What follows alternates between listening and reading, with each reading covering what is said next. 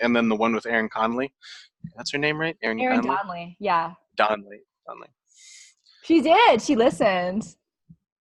Okay. Is Helen online? I can't. She's not popping up on me for Oh, me. no. So you need to change it to gallery view. Sure. How do I do that? It's at the top right. So you can see Oh, everybody. Jeez. Hold on. Yeah. So gallery view is in the top right of your screen, and speaker view and gallery view. So you see speaker view right now. I'll make it. Man. Yeah. Okay. Let's see. It's okay if you don't because I'm recording it. But Helen, can you say something? Oh, you got it? No, I can't see her, but Helen should. Hi. Yeah, there she is. Okay. Yeah, you had speaker view on. So. Hi. Hi, Helen. Hi, Helen. Resident sociologist, male ally. Hello. Yeah. I am Helen. I am also DJ King Honey with Wild Woman Fundraising from Canada, Niagara. Yeah. Awesome. And we are here in Portland with Erin Levine. Yes, thanks for having me again. Part two. Throw down. So, yeah, where do we want to start? How do we want to do things? Let's start with what we were just talking about before we started recording. So Helen and I were talking about how when you bring up, and we'll get to all the questions, I promise. Of course. I'm not worried. Yeah. When you bring up the sexism or racism or need for diversity, equity, inclusion in your organization, people can get really defensive. And oftentimes people can get fired for saying these things. Mm-hmm. So one woman in my webinar today said her boss got really defensive when she brought up DEI and the need for that and the 3 pillars of white supremacy. And she thought that she was, her boss thought that she was questioning her ability as a leader. So one thing you said to me once, Erin, which I really liked, which was you said that, and I wrote it here in the chat, societal struggles are emblematic of internal struggles and the journey. And if you do a systematic analysis and frame it so when people take responsibility, they don't take the blame. And then you also said you want to show them the patterns in the system and take the responsibility of the problems of the system away from them and give them the responsibility for changing it. Yeah, exactly. Yeah, it's so that example you were talking about is interesting because it's it's something as an anecdote with me, and we can get into Connell's multiple masculinities, but it is interesting that in my own workplace, there seems to be a difference between the supervisor, the boss. Where I was working at a warehouse, but as you and your listeners work with your boss is the director of the entire organization. Usually, mine was a smaller cog in a larger machine, so to speak. And something he did that I realized that no other bosses did was he took responsibility for getting the job done and didn't give us the responsibility of dealing with the needs of people above him. So what you're talking about, what that example was talking about, is the boss took it as he needed to be responsible for the blame and the fixing, when if he was just taking responsibility for the fixing, he would have aligned himself more with the people below him instead of taking a stance that to him would be defensive, because most ways we talk about these things is usually, well, you have to fix this, and the underlying narrative being because you caused this, not so much what we like to think of when we're talking about these kind of things, which is, well, it doesn't matter who caused this, we have to fix it. This mess has to be cleaned up, and if we talk about it incorrectly, because we're taking responsibility for calling it out, naming it, as the podcast goes, we also have to be responsible for how we're doing it and how we're pointing out problems, because the people we're pointing them out to, if they took responsibility as easily as being able to have the problems called out, we wouldn't need to strategize. As most things wouldn't need to be strategized like that anyway. You could just say anything and then people will take it in the best way possible. But unfortunately, most people take it with their ego as well, so to speak.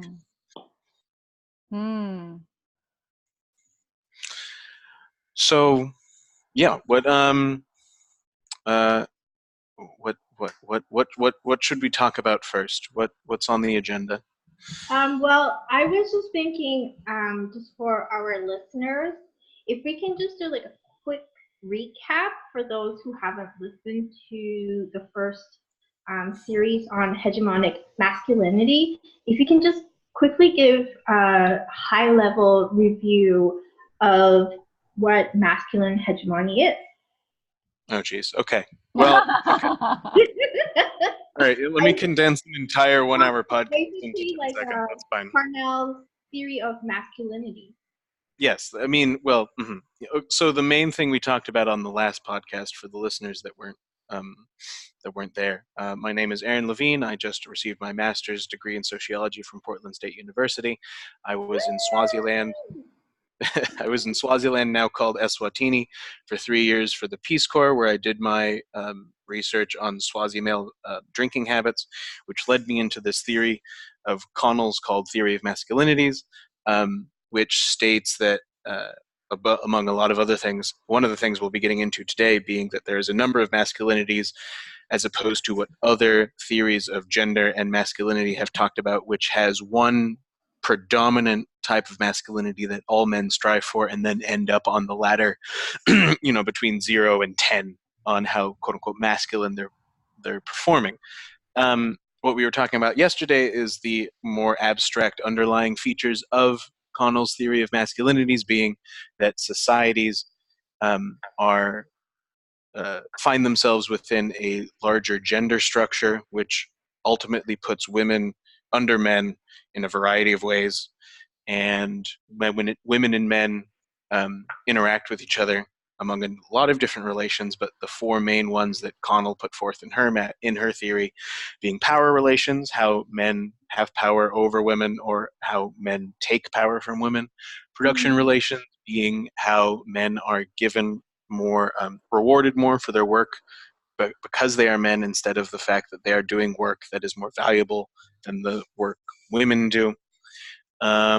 We have emotional relations, which is what I think we've talked about. I think last time, and I think we'll be talking about today, being the nomenclature being emotional labor, and then also symbolic relations being all kinds of things. Women taking the last name of their husbands, and all kinds of other things that symbolically show that men are ahead or in a position of more power than women. And on top of that, we have the systemic structure that we talked about last time about how men are protected in the structure. If a woman is, for example, making a case for harassment or discrimination, and HR is not your friend because they are there to protect the dominant structure. Right, as what we were talking about earlier before the podcast, the fact that the corporate structure is built on top of the older cultural and gender structure, and so therefore HR has it more in their benefit to the company to protect men in higher positions than, so to speak, met out justice for the discretions of those men in higher positions of power, because most women are under them and therefore they have some power over them, and therefore men in higher positions of power have their work valued more than the women under them. Production relations and power relations, and in a lot of ways emotional relations, because women are then expected to have been protecting themselves better against male involvement. Were you drinking? Why were you there at that time? What were you wearing? Et cetera, et cetera. Yeah. So that's what we talked about last time. Yes, that's okay. How long did that take? That took a good 3 minutes. Okay, good. You don't even have to listen to the last podcast. I just covered all of the bases right now. Yeah, and so we'll talk more about hegemonic masculinity, and why it's keeping women down. So, as something we talked about sparsely in the previous podcast. It's the Mhm. fact that there's a number of masculinities. Connell talks about in her main discussion of her theory of masculinities. She outlines three main types of masculinities. Sociologists are parsing through and finding other different hybridizations of masculinities, but you can go into the research on your own there. But for our listeners, most importantly, I think just talking about the four main basic ones are probably for the best. The first one is one you talked about, hegemonic masculinity. This masculinity is the one most often cited and is usually used in lieu of talking about Connell's larger theory of masculinities. Hegemonic masculinity is kind of the classic what we expect a dominant man to embody. Commanding, unafraid to talk loudly, willing to take command of things, and most importantly, actually, they have the most acceptable use of violence, either physical, emotional, cultural, um, at the forefront of maintaining the overall gender structure and the domination of women. So yeah, I mean, there's some examples of that. I'm sure that your boss, the boss you were mentioning in that story, is very indicative of that. The fact that Actually, it was a woman, but sorry, yeah. But I mean, yes, I've oh, had the a boss boss was like female. that. And I was actually thinking of like the Marvel movies because Mhm. they have all of these like very, hyper masculine men in them with like giant Yes. muscles or whatever, Mhm. and it's very accepted for them to be punching things. It seems to be the Mhm. dominant way that Marvel superheroes deal with problems. Well, absolutely. If we want to actually, that's a good topic. So, one of the other main masculinities is subordinate masculinity, and subordinate masculinity embodies all of the qualities and characteristics least accepted in the gender structure. Um, Anything from being quiet or passive or unwilling to engage in violence, um, and uh, and things of that nature. When it comes to Marvel, it is quite indicative that um, the that well the new Spider-Man movie came out recently, and he is put in a very subordinate level, not just because of his age, but almost because of his unwillingness to engage in violence. As the comic book nerd in me will tell you, Spider-Man is actually incredibly strong, but the fact is that he, with most of the time he's fighting, he's pulling his punches or engaging in some other sort of cleverness instead of actually just punching things directly in the face. And then on the other hand, we have the Avengers, embodied by Thor, Iron Man, and the Hulk, and of And course Captain America. Captain America, who's I was thinking of, yeah. Exactly, and so they're huge. They're giant men that are like engaging in huge fisticuff battles. And then, of course, the fact is that with the females in the Marvel universe, most of them do engage in some more subtle um, degradations. That's not the right word. Subtle uses of power. Anyone from Scarlet Witch to Scarlett Johansson's character, and also the newest Captain Marvel, who is incredibly powerful, but they reserve they do sort of masculinize her use of force in the sense that her her being uniquely feminine is not seen as much when it comes to someone that can go around blowing up starships. She Anyway, punches that was through it. I have a problem with that. Yeah. Let's continue. yeah, I mean, yeah, the fact that she like dives through a spaceship and is like wearing literally a helmet that has like a Spartan crest on it. It's like you can't have a person in a dress doing that. That would just look quote unquote wrong culturally, I'm sure. But yeah, it's a very verbose means of letting us articulate the difference between hegemonic and subordinate masculinities. A third type of masculinity that I think a lot you and me and a lot of your listeners have run into would be complicit masculinity.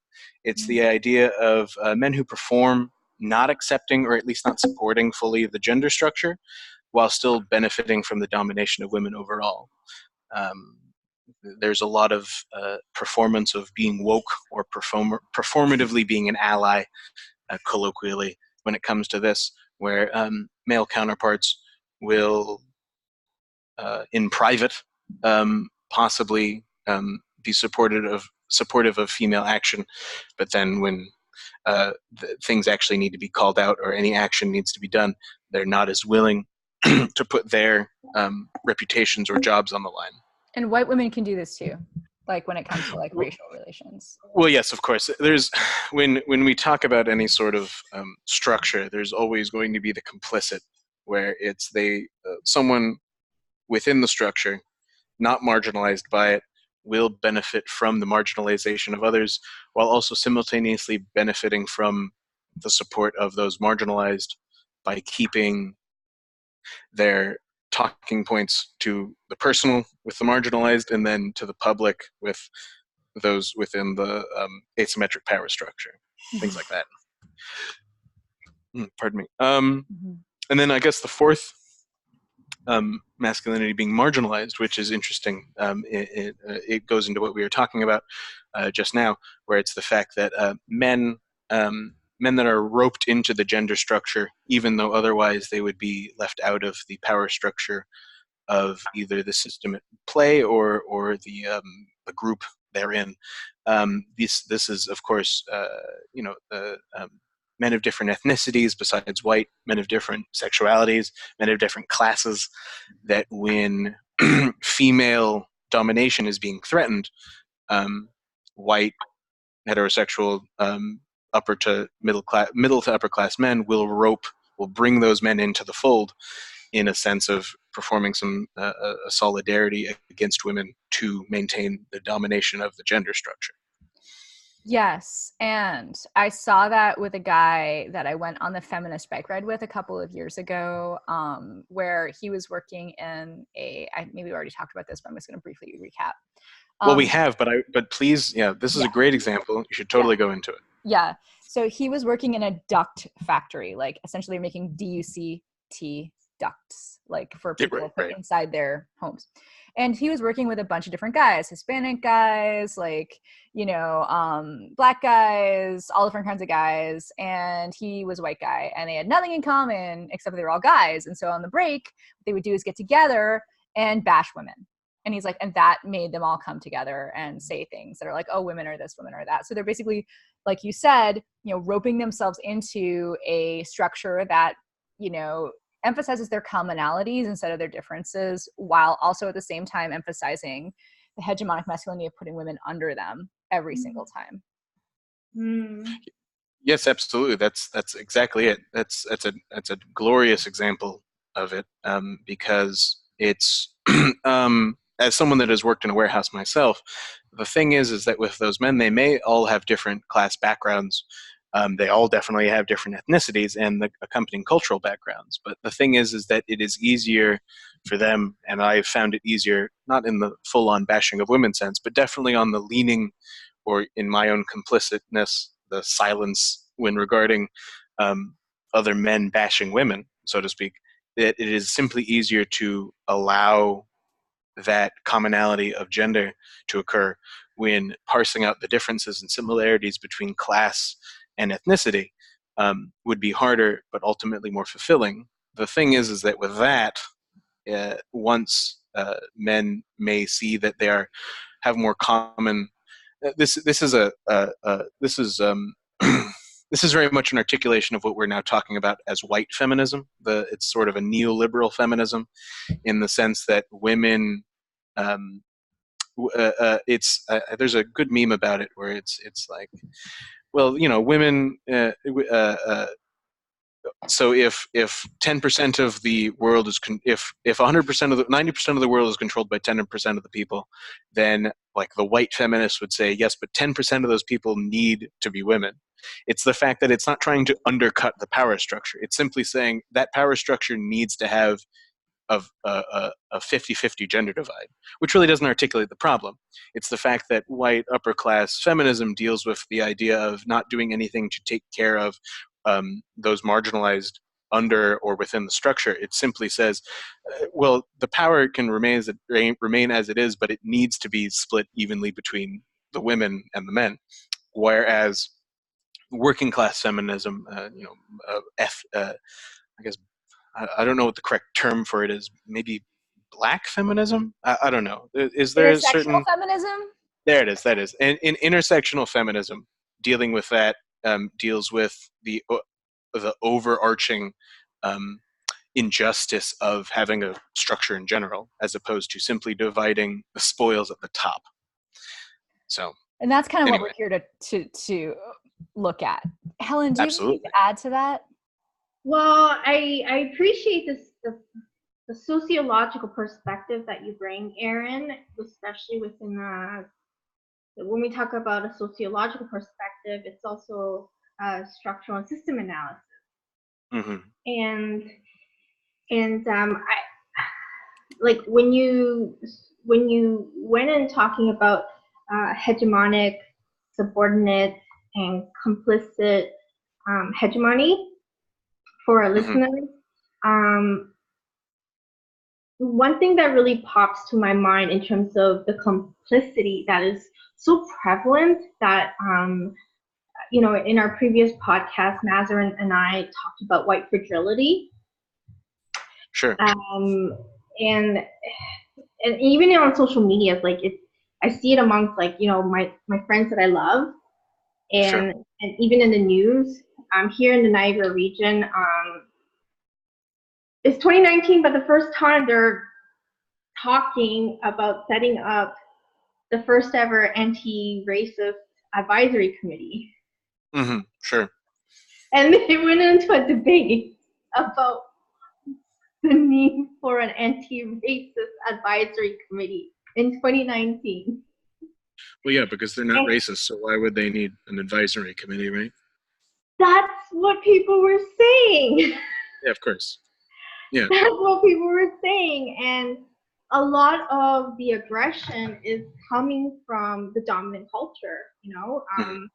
and in particular, a lot of the hostility that I'm seeing and I'm hearing about is the quote-unquote oppressed white men. Mm-hmm. Well, and the sorry, go on. quote-unquote guilt of the oppressed white men. And Mm-hmm. it was really interesting because I actually had a conversation with a friend of mine yesterday about this. And in some ways, I felt like my status as a, quote, visible minority, I was sort of shouldering on the burden of comforting the white guilt, comforting not just the white guilt, but the dominant male guilt for, a male ally who believes in equality. Sure. So in terms of that complicit hegemony, I think under that, I would like to kind of delve more into marginalized hegemony, because I think there's some confusion about the distinction whether or not you're truly marginalized men and what that really entails, or if it's just more of the defensiveness and the hostility that is prevalent in complicit hegemony. Well, when you say marginalized hegemony, do you mean the marginalized masculinity? Yes. Okay. Yes. Because that's where I had this conversation with a friend of mine about, well, if you really believe in equality, you really have to look at it from a system analysis and not just from your own hurt feelings and interpreting equality from your own biases, essentially. Sure. Well, the first thing to talk about when we talk about that being that as a visible minority, as you put it, there's that emotional relation, the symbolic emotional relation with women being that a man coming to you needs emotional support. It's what we call emotional labor now. It's the idea that because you are a woman, you should be available to take on the emotions of men, right? It's so when we talk about marginalization, it's important to talk about the difference between actual marginalized masculinity versus men having the dominant qualities, having the qualities of the dominant culture and feeling marginalized. Is that I believe that's what we're talking about, right? That these Mhm. are yes, these men you're talking about are white heterosexual middle upper class. They they embody the structure as is, but then they may feel marginalized. I suppose is that what you're talking about, right?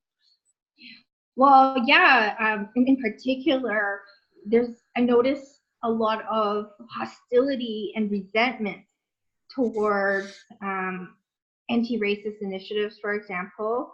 Mm-hmm. And I mean, I was reading a newspaper article recently about how um, anti-racist initiatives sort of like this resentment and blaming towards affirmative action. Sure. So, and it's this ongoing, I guess, dialogue and tension of getting people to understand the need to right wrongs from the past into today.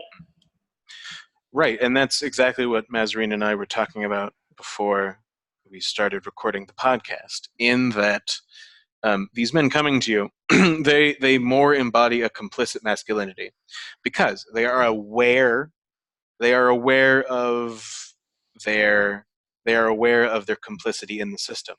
They are feeling guilty and are coming to you as a visible minority to assuage the guilt they may feel. Just tell them it's okay, you're doing your best, whether or not they are actually doing their best. And the By the argument being, way, sorry, I don't mean to interrupt. no, please. I'm not your free therapist. Yeah, yeah, well, Just that's, need to yeah, say that exactly. women are not your free therapist. Okay, Right. I had to say that. Well, not just that, but it's also important to say that, like, just because you are a visible minority doesn't mean that you're able to give, get out of jail free cards to people, right? Mm-hmm. Just like the fact that, yes, I see you're a white man.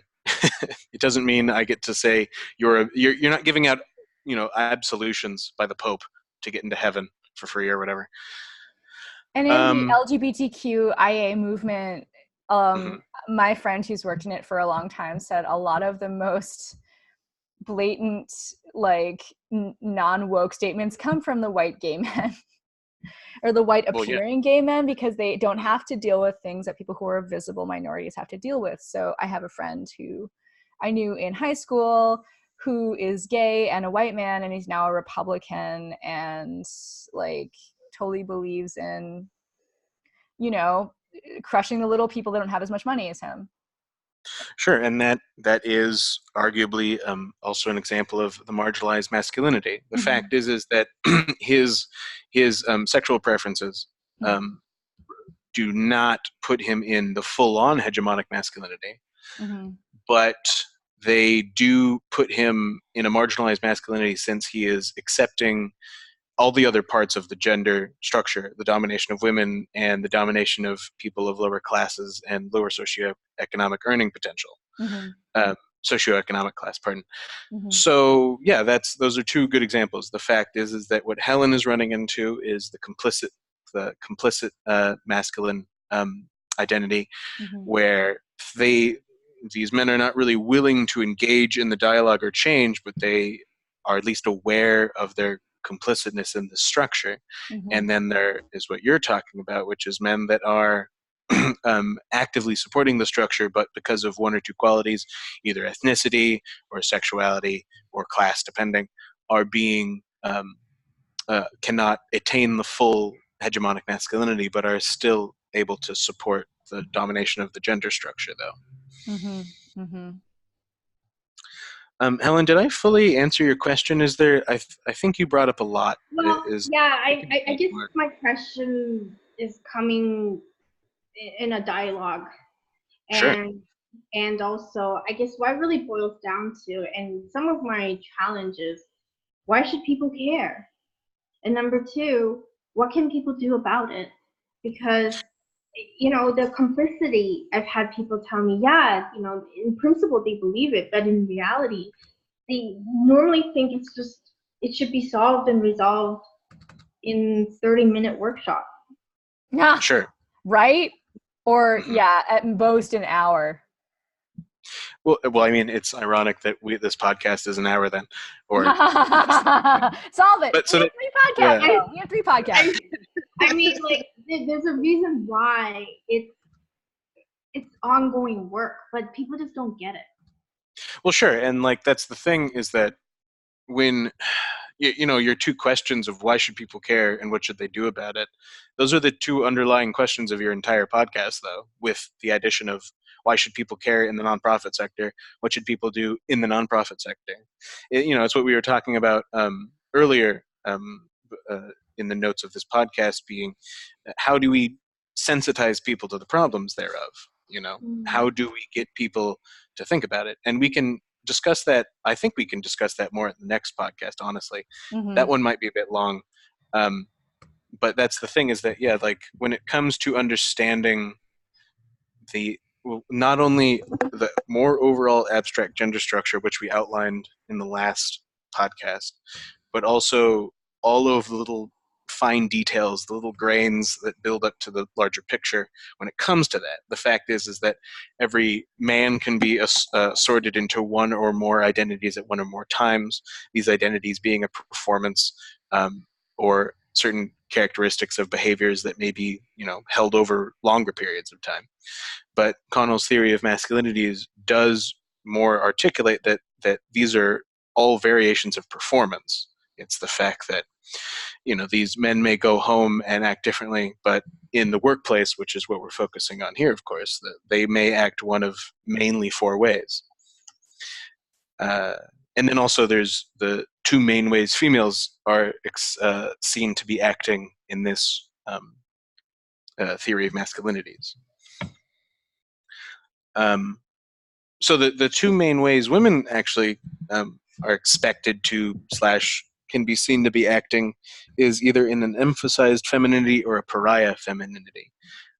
Connell, in her theory of masculinities, does talk about the fact that with all of these types of masculinities, there doesn't seem to be much room for women to actually be acting within or upon the structure.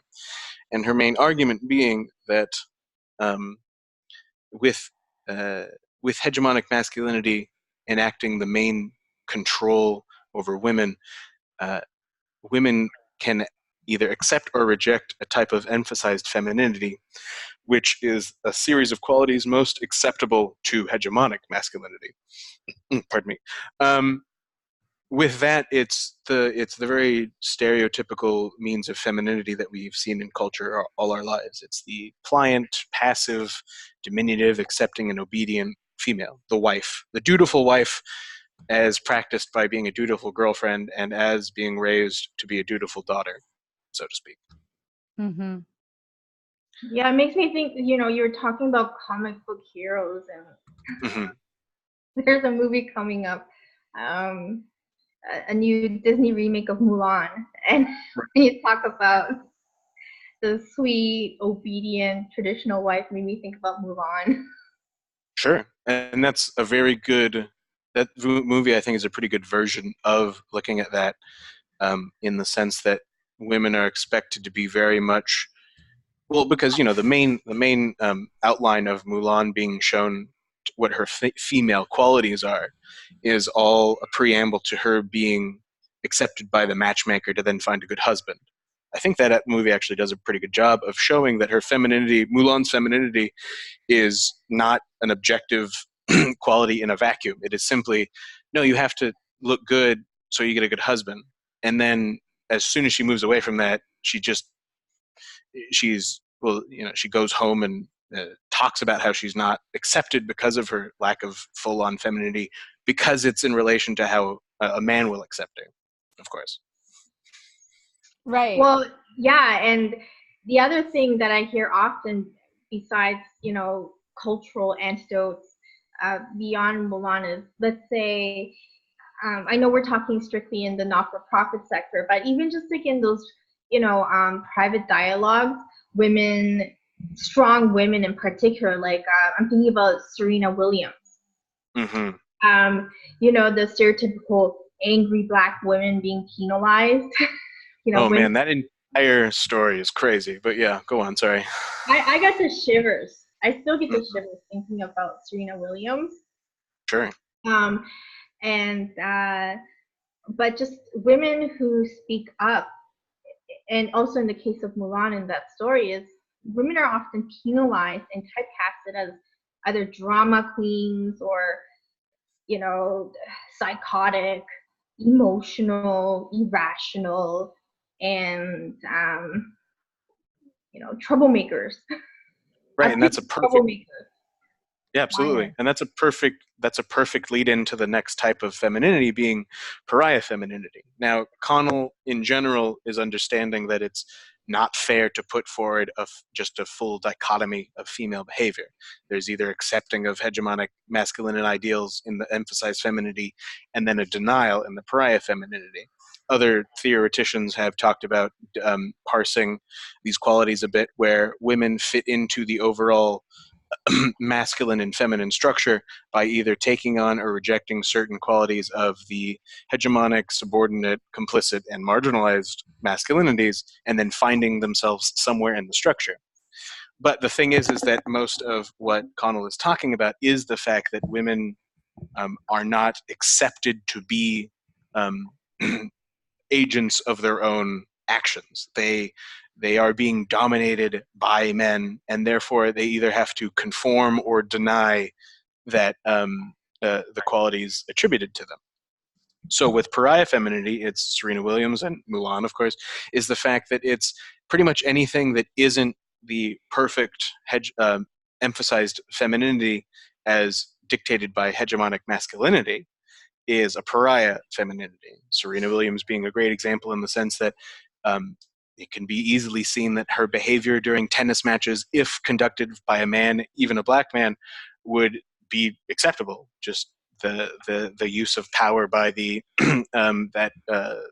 line ref at the tennis match being simply because his authority was being challenged. Also, when it comes to Mulan, it's the fact that during the montage of Let's Get Down to Business, right? The big training montage. Mulan clearly, as a person, has the qualities necessary to be a soldier. But it's the fact that her behavior as a man would be dishonorable to her father, who is acting in lieu of her impending husband, in the sense that Mulan must act as only a foil to men and not have her own agency. Mm-hmm. So, and that plays out in a variety of ways. Look at how Roxane Gay is treated. Look at how, Rebecca Traister is treated, or even look at how women treat other women who speak out about this, who dare to say, I am not just an appendage and I'm not going to center men in my life. I look at the Slumflower on Twitter and others that I admire.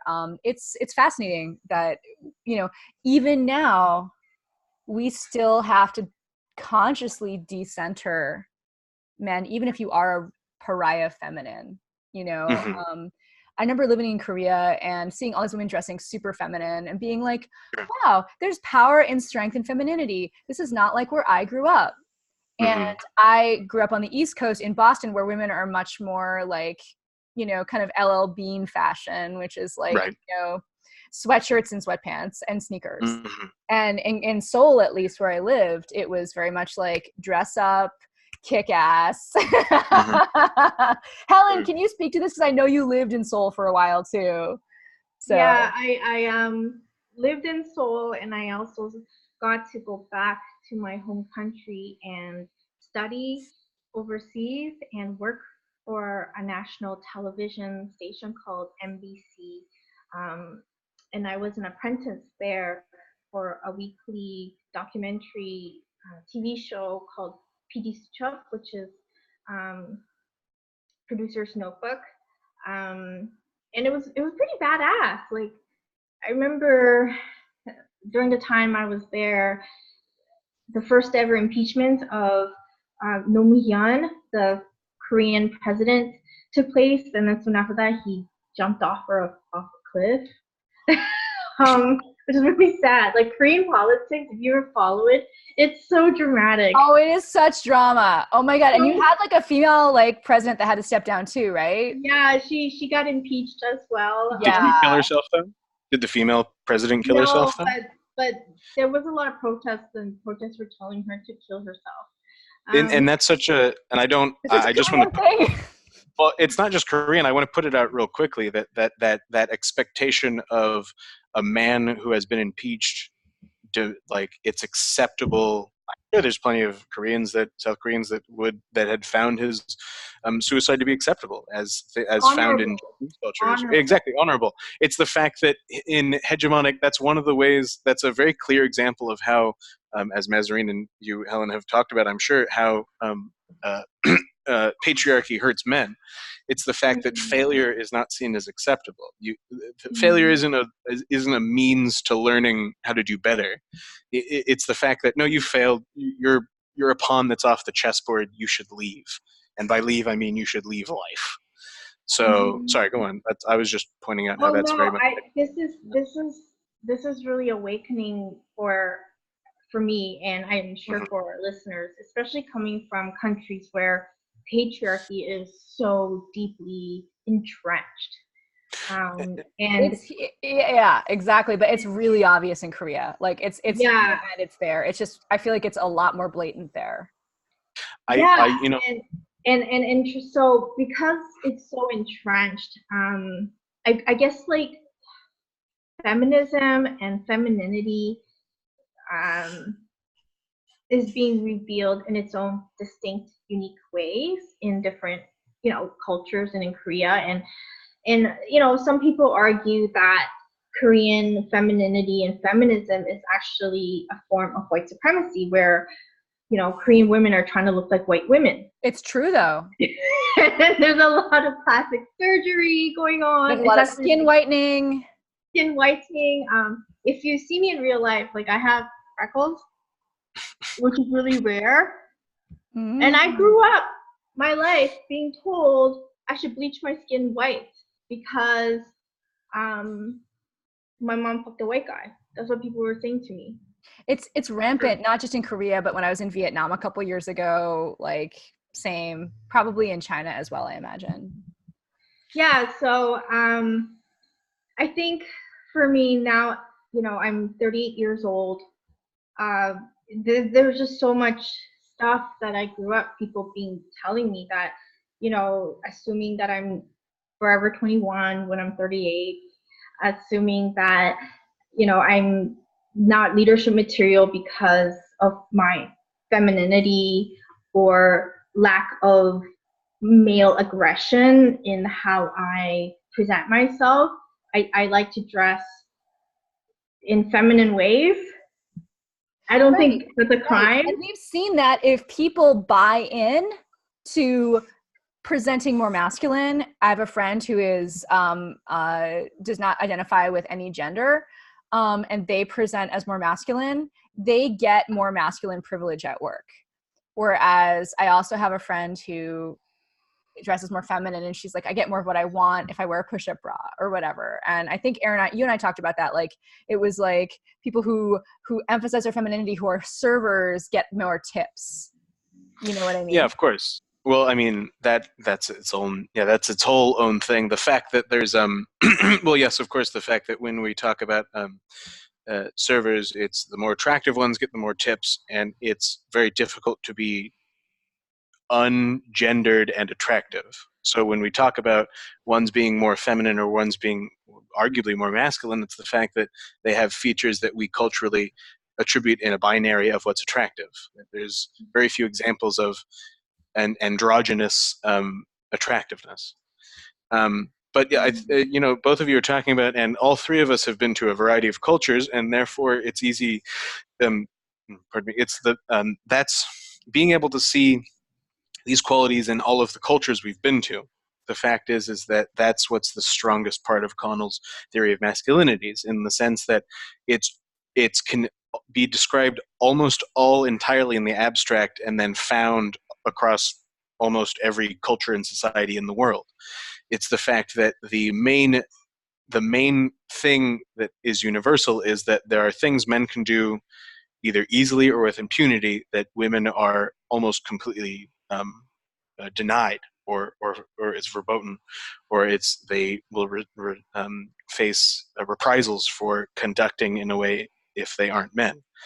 And that can be found, it's easiest to see how our culture fits into the patriarchy or the gender structure um, when you have spent time in another culture.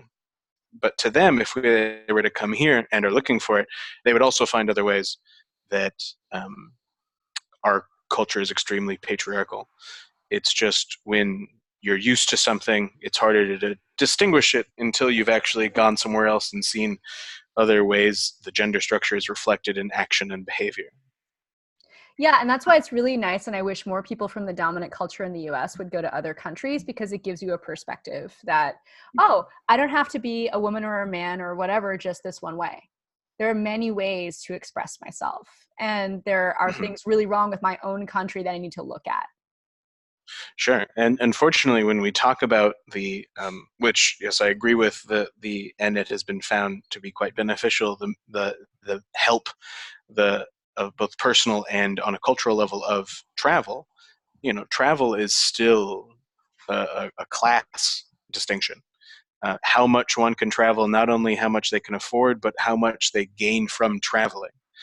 Um, there's some people that the fact that they go to the state fair every year is the most status they'll gain from traveling, as opposed to if they go too far and change too much and then return, they will not be as accepted in the environment they found themselves in. That's true. And we should totally talk about that another time. But so how does this activate in the nonprofit workplace? Complicit, hegemonic, subordinate, marginalized, emphasized, and pariah femininity. Well, I think we've been talking about that. It is the fact that what Helen was talking about, where it's a woman in the nonprofit section is, I'm sure, as we've been, and also as reflected from what we've been talking about, a woman is expected to act a certain way, and then acting in such a way prevents her from being seen as quote unquote acceptable to be in a leadership role. But then if she takes on the qualities thereof of her male counterparts that are leaders, she is then seen as being an unacceptable pariah towards being a woman. So it's kind of a damned if you do, damned if you don't situation, in the sense that to take on the qualities that would be seen as leadership, one has to seemingly abandon femininity. But then if one is to maintain their femininity, they cannot take on the qualities of being a quote-unquote acceptable leader. It's really a catch-22, and I really feel like a lot of complicit women are writing books about how you just have to suck it up and deal. Yeah, and it's talking about what you've talked about with Aaron Donnelly, of course, the idea that being positive can be a state of complicity. The fact is that most positivity, when we discuss it, talks about a level of inaction and a change of mind, as opposed to the dichotomy being some sort of pessimism / negativity, being doing something and after having called it out. Yeah, the black and white thinking. Yeah, and the silencing that goes on under patriarchy, as Rebecca Solnit says. Yeah, positivity absolutely becomes part of the silencing. Yeah, I mean, the complicity that I see is so much caught up in the nuance. What do you mean by that? And where, it's so much easier to do the talk but not do the walk. Right. So that actually leads us to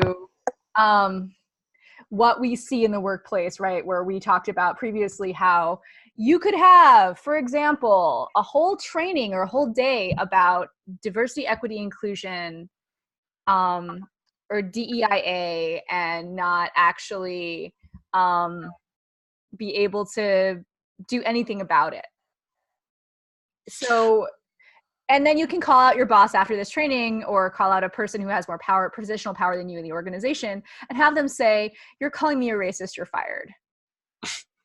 Well, and that's going back to what we've talked about on the previous podcast, being how HR is not aimed at actually fixing injustice. It's these hour to half hour to hour discussions about how to best perform in the workplace is simply a new assemblage of characteristics and behaviors that will avoid men being called out for their racism or sexism.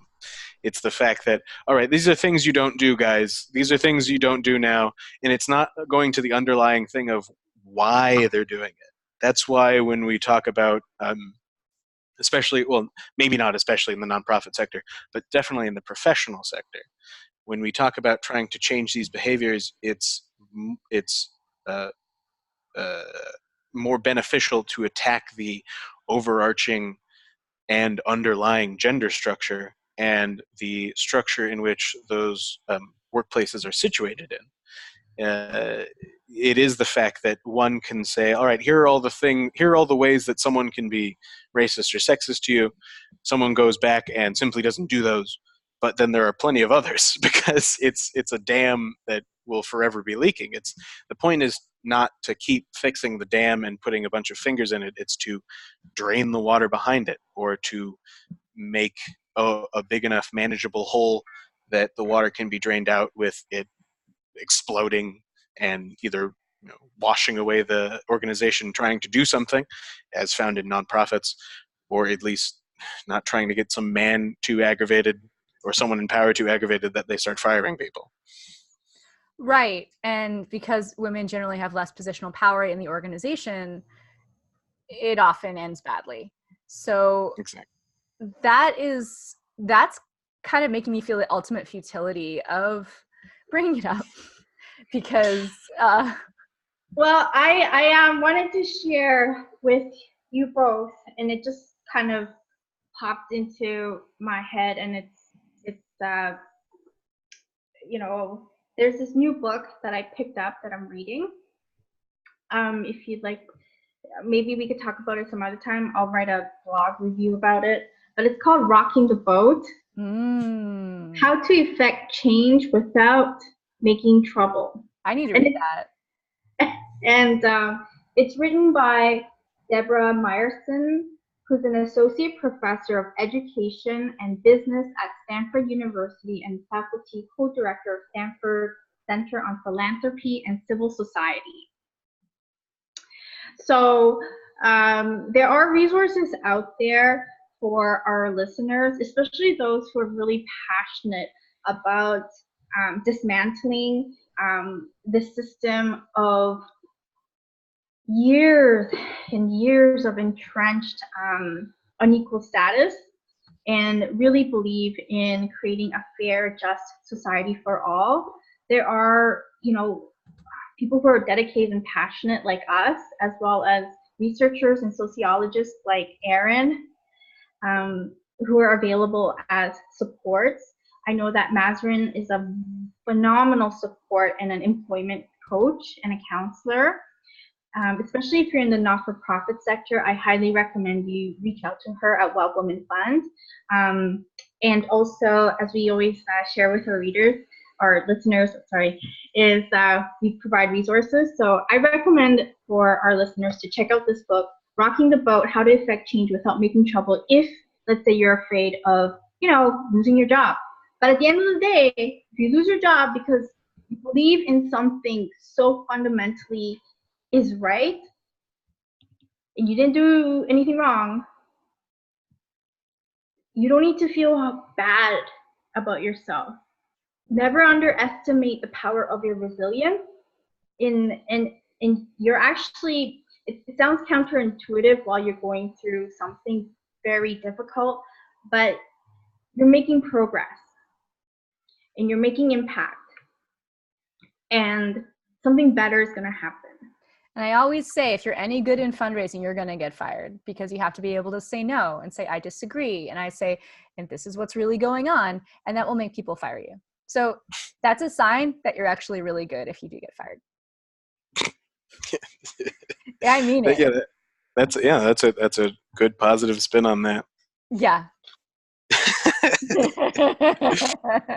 But hey, so last question, if people want more resources, Aaron, you and I are devotees of the Dollop podcast because it's so funny.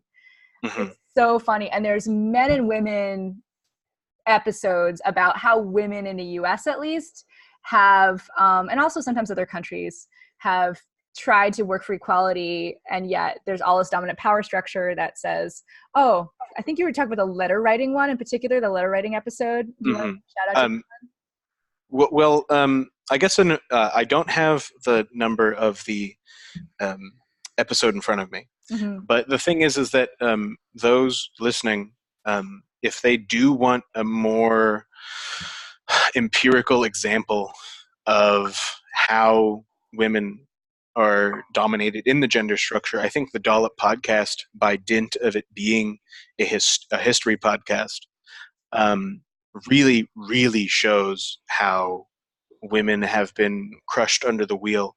And of course it shows how other minorities and other sexualities and other people are crushed as well. But there's currently, Dollop has 386 episodes, and I will gather a third of them are about women being dominated in one way or another. And then also people of color. Well, I'm literally saying, out of those 386, 1/3 straight up about women being undermined, dominated, misconstrued, etc. Then out of the other 2/3, there's probably another fourth of those 2/3. I don't know about the math on that one. That is literally about men, hegemonic masculinity, and how other masculinities are taken. So it's all with lots of jokes. So if this sounds daunting, it's just super funny. Also, it's all taken very lightly. The thing is that, so one of their latest ones being episode 385, Racer Janet Guthrie, that takes very much. It's a very, very good look at the empirical nature of the overall gender structure, in that a female is tries during the 50s through the 70s, I think, to be a race car driver, and how men are accepting and rejecting her through that, and how some men instantly reject her out of just her pariah femininity, but how some accept her and then reject her because of the fact that she turns out to be a good race car driver, and she isn't simply failing by dint of her being female. And also how there's a number of women that she faces that she comes into contact with that decry her of trying to be a race car driver. And it's how women can be and are complicit in the domination of women as well. Correct. And one last recommendation for people listening, the Cracked podcast episode, The Bizarre Hassles Women Face in Our World Designed for Men. We actually have a whole host of physical things that happen to us that, because we are not the standard size and shape for what things are in fact designed for, whether it's computer keyboards, our phones. And then we also die because of this. Yeah, I'm not laughing at that, but it is I love the Crack podcast, and that is a great episode. It is just stupefying how the 5'10" male who is a private investigator, which is their measurement of all things quote unquote normal in the use of everything, that just how people die because of it, and just how, if you don't, we as a assembly line culture, one that has been for a very long time, and I think is going to be on the outs very soon thanks to 3D printing and other such technological innovations. We've just spanned a century and a half, I think.